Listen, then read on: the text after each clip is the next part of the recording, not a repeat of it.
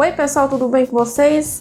Estou no novo formato de vídeos, começando o ano, em 2020. Eu vim trazer para vocês um tema muito importante, principalmente aí que não conhece a fundo a unidade de terapia intensiva, o despertar diário em si. O que é o despertar diário?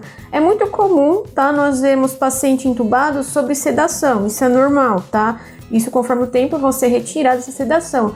O despertar diário é nada mais um procedimento, um processo que auxilia, no caso da melhora da ventilação mecânica, ele retira com mais facilidade, precocemente, um paciente em ventilação mecânica e também começa a fazer a melhoria neurológica do mesmo, diminuindo, também, ou tirando praticamente a sedação, tornando o paciente um pouco menos, no caso, necessário, a utilização da ventilação, ele podendo também sair, dessa ventilação e ficando em ambiente, ajudando até na alta do paciente.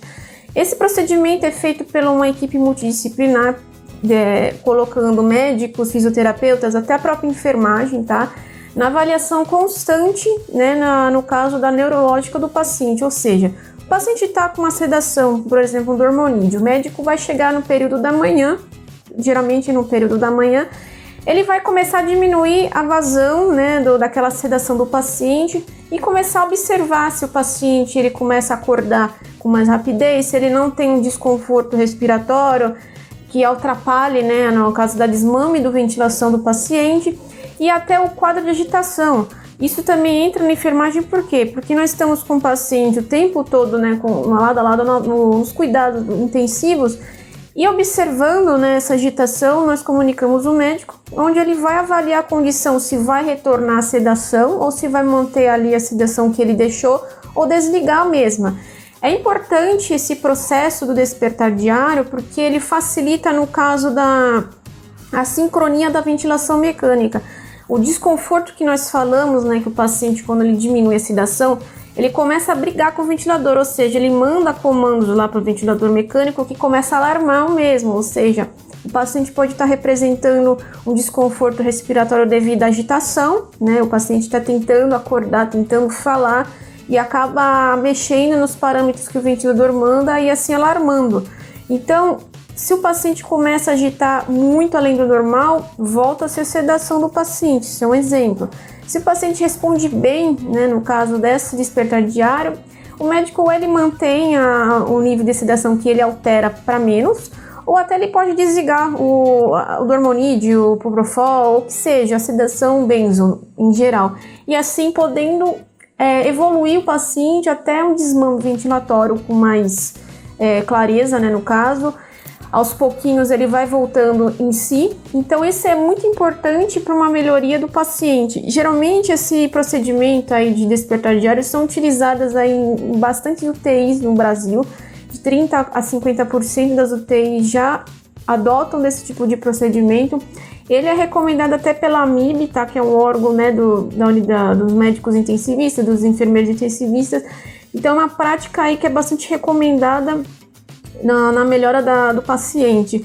A interrupção, desse caso da sedação, ele além também trata o cliente com uma forma prática e segura também. No caso, o paciente ele consegue sair numa sedação com mais eficácia, não também deixando o paciente literalmente aí perdido, tendo até delírios, pode acontecer. Então, o que entra na própria da enfermagem? O que a gente entra no caso dos técnicos? Nós estamos ali com o paciente o tempo todo, cabe nós avaliarmos no momento do banho, da higiene, se o paciente apresenta agitação psicomotora, avalia no caso do enfermeiro se é necessidade de contenção mecânica. Isso também tem prescrição médica, não é somente instalar e pronto, é necessário que o médico prescreva para a gente poder fazer a contenção do paciente e avaliar, no caso dos médicos, a condição de retorno da sedação. É utilizada uma escala em específico, que é a escala de Haas, que é a escala de Richmond, que ele avalia as condições de sedação do paciente, onde ali o médico ele decide o grau de sedação que vai manter o paciente. Então é importante os técnicos de enfermagem conhecerem esse tipo de escala. Nós não aplicamos, tá? Mas é importante nós conhecermos porque a gente consegue entender melhor o que está acontecendo com o paciente, por que ele está apresentando aquela agitação fora do comum. Então são situações que a gente passa no nosso dia a dia que auxilia a gente até no nosso cuidado com o paciente. Então são essas aí as informações básicas do Despertar Diário. Se você tem alguma dúvida relacionada ao assunto, deixa nos comentários que eu respondo para vocês.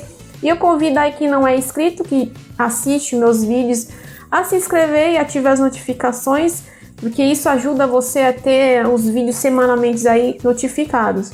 Eu fico com vocês por aqui e até mais, pessoal.